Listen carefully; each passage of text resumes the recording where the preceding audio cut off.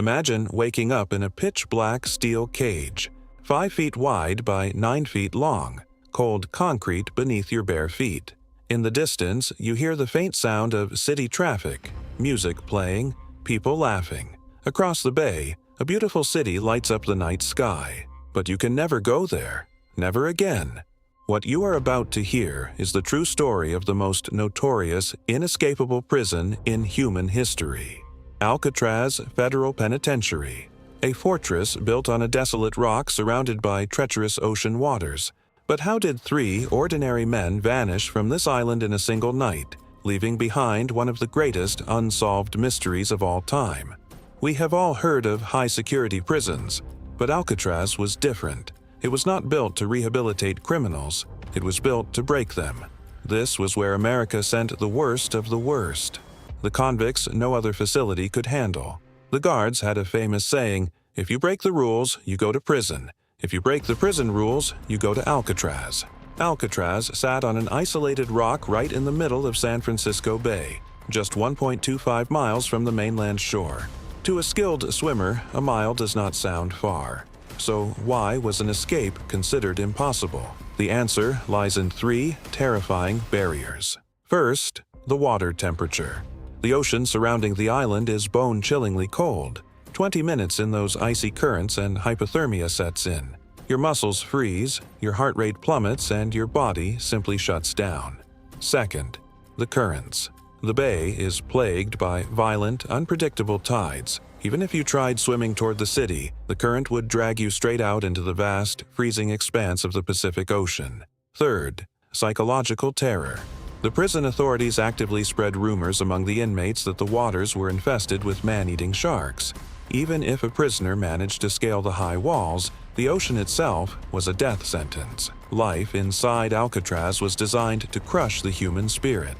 Inmates spent 23 hours a day inside cells no larger than a tiny bathroom, 5 feet wide, 9 feet long, a narrow iron cot, a small sink, and a toilet. The most brutal punishment was not physical violence, it was the rule of silence. For years, prisoners were strictly forbidden from speaking to one another. Speak a single word, and you were thrown into the hole, a pitch-black solitary confinement cell. Stripped naked on freezing concrete, locked in total darkness for days until men lost their sanity, unable to even hear their own voices. And the ultimate mental torture? On New Year's Eve, when the wind blew just right, the sound of music, laughter, and voices partying across the bay in San Francisco would drift directly into their cells. The sound of freedom, just out of reach. This island held men who had nothing left to lose.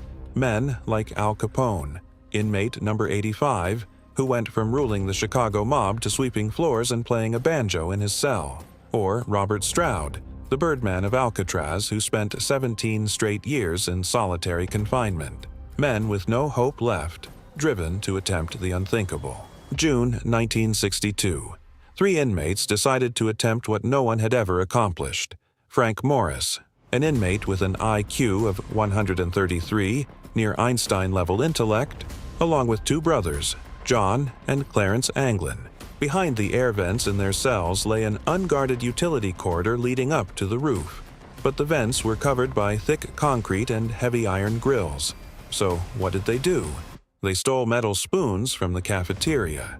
Day after day, during the designated music hour when an inmate played the accordion loudly, they scraped away at the concrete. Tick, tick, tick, noise into the music. They collected the concrete dust in their pockets and dumped it secretly during yard time.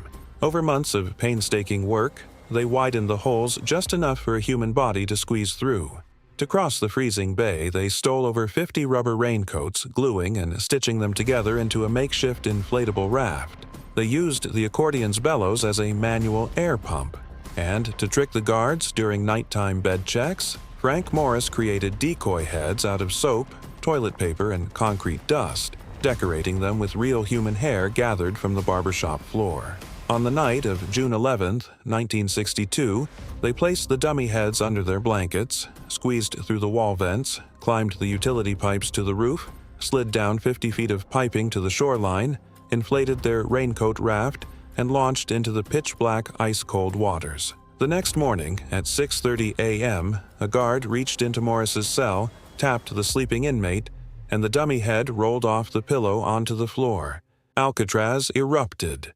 Sirens blared, helicopters swarmed the bay, and the largest manhunt in the region began. But the three men were never seen again. The FBI concluded they drowned in the icy waters. But members of the Anglin family revealed that for years after the escape, their mother received unsigned Christmas cards written in the brothers' handwriting.